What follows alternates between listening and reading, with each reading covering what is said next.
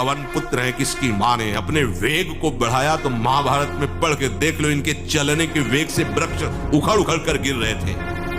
ऐसे जब चल रहे थे तो चलने के वेग से वृक्ष उखड़ जाते थे भीम के। तो हनुमान जी ने सोचा किसी के समझाए तो समझेंगे नहीं, तो आगे पवन पुत्र ही बैठ गए, बूढ़े बानर का वेश लेकर, लंबी पूंछे से। मार्ग में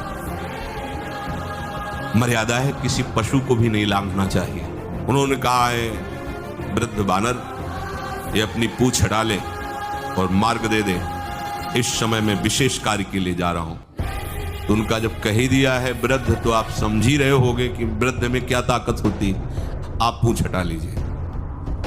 कहा हमारी आज्ञा की अवहेलना करें, ऐसे उठ ही नहीं, दोनों हाथ लगाया, नहीं उठी, पूरी ताकत लगा दी। पवन पुत्र भीम की पूरी ताकत लग गई, पूछ जरा से भी नहीं।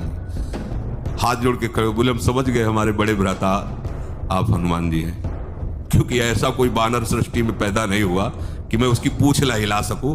मैं समझ गया। तो मुस्कुराए और बैठ के बोले हमारी आज्ञा मानो, इस मार्ग में मत जाओ, ये देव मार्ग है, ऐसे ऐसे सिद्ध है कि आपका अपराध बन जाएगा, आप शाप से युक्त हो जाएंगे, इसलिए मैं आपको मना। बोले प्रभु जब आप कृपा करके आए हो तो हमें वो रूप दिखा दो जो लंका में आपने रूप दिखाया। बोले मत उस बात की चर्चा करो, रहने दो। बोले प्रभु एक बार देखना चाहता हूं कि मेरा बड़ा भाई कितना बलवान है। हनुमान जी ने कहा फिर देख लो। कनक भूधराकार शरीरा, समर भयंकर अति बल कांप गए।